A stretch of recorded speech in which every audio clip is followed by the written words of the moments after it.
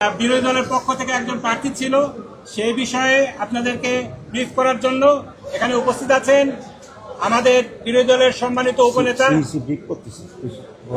জনাব ডক্টর সৈয়দ আব্দুল্লাহ মোহাম্মদ তাহের। তিনি এখন আপনাদেরকে এই বিষয়ে ব্রিফ করবেন।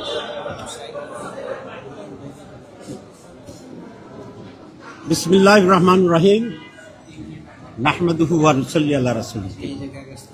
সাংবাদিক বন্ধুগণ, আসসালামু আলাইকুম ওয়া রাহমাতুল্লাহি ওয়া বারাকাতুহু। আজকে বাংলাদেশের রাজনীতি ইতিহাসে কিছুটা ব্যতিক্রমধর্মী একটা বিষয় ঘটেছে। আপনারা জানেন, এর আগে মাত্র একবার প্রেসিডেন্ট নির্বাচন হয়েছিল সংসদ সদস্যদের মাধ্যমে, যেখানে আওয়ামী লীগের পক্ষ থেকে বদরুল হাসান চৌধুরী বিচারপতি, উনি ক্যান্ডিডেট ছিলেন।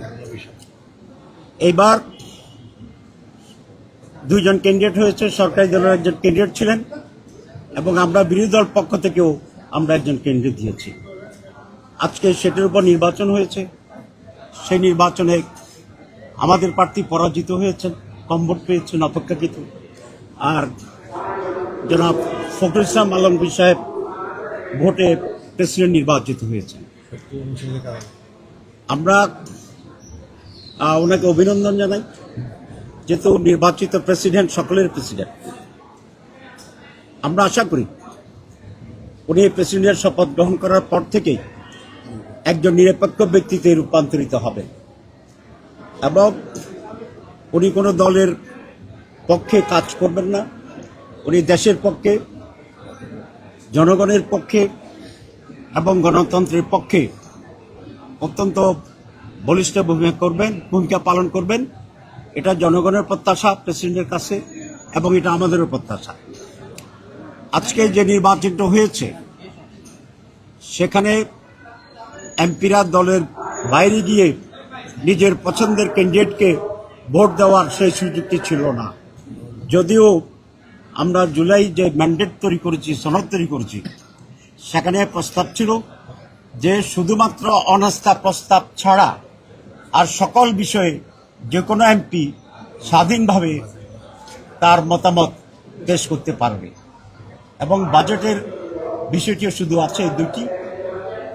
কিন্তু এখন পর্যন্ত যেহেতু জুলাই সনদটি পার্লামেন্টে পাশ হয়নি, সে কারণেই আমরা এই ৭০ অনুচ্ছেদ অ্যামেন্ডমেন্ট হয়নি এবং সে কারণেই যারা ভিন্নমত পোষণ করে তাদেরকে ভোট দেওয়ার সেই সুযোগটা আমরা দিতে পারিনি। এই জন্য আমরা দুঃখিত, কারণ গণতন্ত্র চর্চার জন্য মাননীয় এমপিদের একটা স্বাধীন মতামত দেওয়ার এই সুযোগ থাকা অত্যন্ত দরকার।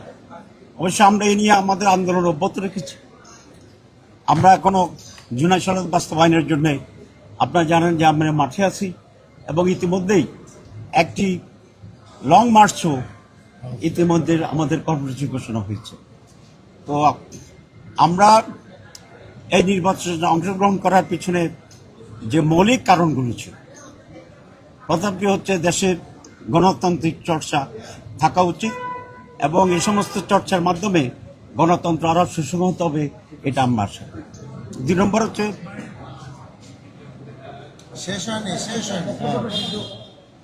এবং আমরা মনে করি সামনে তৃণমূলের নির্বাচন আছে, তারপরে লোকাল গভর্নমেন্ট ইলেকশন আছে।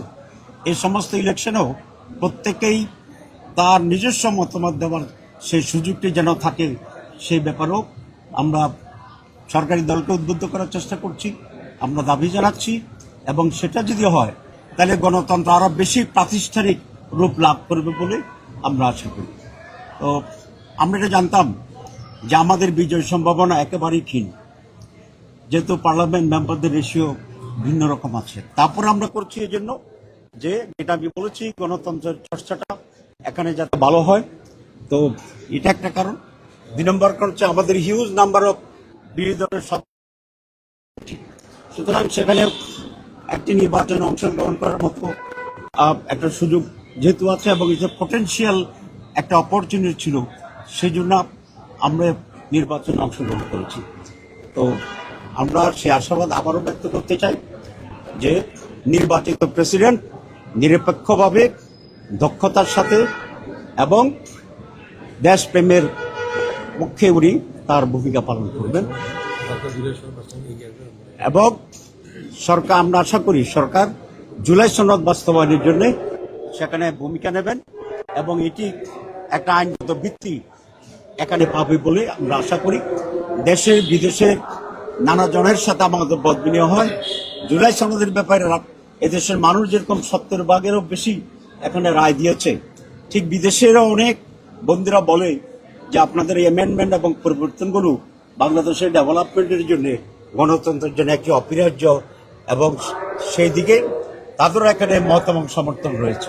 তো আমরা আশা করি সময়ের ব্যবধানে সরকারি দলের শুভবুদ্ধির উদয় হবে এবং জনগণের কল্যাণে যা যা প্রয়োজন এই পার্লামেন্টে তারা সে সমস্ত আইন নিয়ে আসবেন এবং সে সমস্ত বিষয়ে আমাদের সমর্থন থাকবে।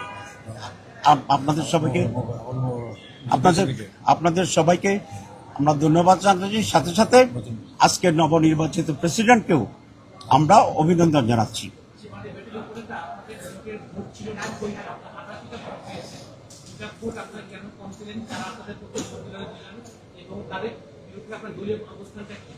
আমাদের 11 দলীয় জোটের 90 জন সদস্য 88 জন ভোট কাস্ট করেছে। আপনারা শুনেছেন, একজন বিদেশে আছেন, উনি এখানে আসতে পারেন নাই।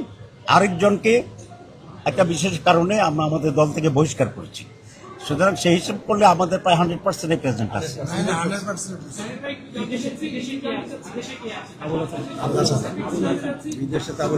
আপনারা নিয়মের মধ্যে থেকে বললেন, একটু আগে বললেন যে জুলাই সনদ বাস্তবায়ন করেন, আবার নিয়মের মধ্যে থেকে নিয়মটাকে চেঞ্জ করতে চাচ্ছেন এবং এই নির্বাচনে অংশগ্রহণ করেছেন যেটাতে আপনারা ফলাফল পূর্ব নির্ধারিত। এইটা কিভাবে গণতন্ত্র মানে গণতন্ত্রকে সচেতন করার জন্য হয়, এটা একটা প্রশ্ন। একটা প্রশ্ন হচ্ছে, এই একটা আয়োজনের মাধ্যমে সরকারের যে খরচ হয়েছে বা সরকারের যেটুকুই হোক, এইটাকে আপনারা সাপোর্ট করেন কিনা, যেহেতু সবকিছু ফলাফল পূর্ব নির্ধারিত? আসলে এখানে খুব বেশি কিছু খরচ হওয়ার মতো বেশি কিছু নাই, কারণ কিছুটা হয়েছে, এটা নেগলিজিবল, নাম্বার 1।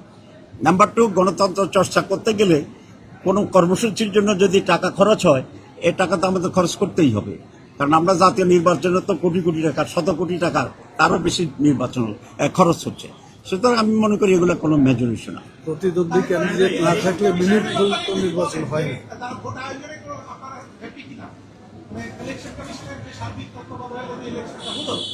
আমরা ইলেকশন কমিশন যেরকম জাতীয় নির্বাচনে কিছুটা কারচুপির পক্ষে ভূমিকা নিয়েছিলেন, এখানে সেরকম হয়েছে বলে মনে হয় না।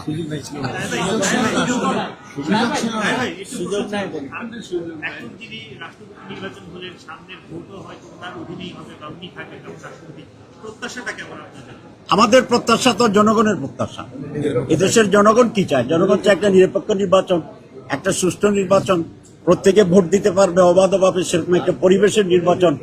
তো সেই জন্য আমরা সেই প্রত্যাশা করি যে উনি এখন থেকে কোনো দলকে প্রতিনিধিত্ব করবেন না, উনি নিরপেক্ষ থাকবেন এবং নির্বাচন নিরপেক্ষ হবে এই ভূমিকা উনি নেবেন, না হলে উনি জাতির কাছে বিতর্কিত হবেন। বিদ্যমান সংবিধান 70 অনুচ্ছেদের বাধ্যবাধকতা এবং দলীয় একজন ব্যক্তির সাথে রাষ্ট্রপতি নির্বাচিত হবে, তিনি যত আজকে থেকে রাষ্ট্রের অভিভাবক হিসেবে দায়িত্ব পালন করেন, আপনাদের প্রত্যাশাটা অনেক। আপনি কি মনে করেন দলীয় বিধিবিধানের মধ্যে থেকে মাত্র 2টা বিষয়কে হাতে রেখে ওনার পক্ষে, জনগণের পক্ষে বা স্বাধীনভাবে কাজ করা সম্ভব? প্রথম কথা হচ্ছে, আমরা তো সেই কারণে জুলাই সনদ অ্যামেন্ডমেন্ট চাচ্ছি, অ্যাপ্রুভাল চাচ্ছি, যাতে করে এই কষ্টটি আর তৈরি হওয়ার সুযোগ হবে না। আর 2 নম্বর হচ্ছে, যিনি রাষ্ট্রপতি হবেন শপথ নেওয়ার সাথে সাথে এটাই ওনার একটা পবিত্র দায়িত্ব, নিজেকে নিরপেক্ষ জায়গায় নিয়ে যাওয়া। যদিও এটা সহজ হবে না, কিন্তু আমি মনে করি ফখরুল আলমগীর সাহেবের মতো লোক যদি সিনসিয়ার হন, সিরিয়াস হন, তাহলে এটা ওনার পক্ষে সম্ভব হবে। Thank you very much. Thank you.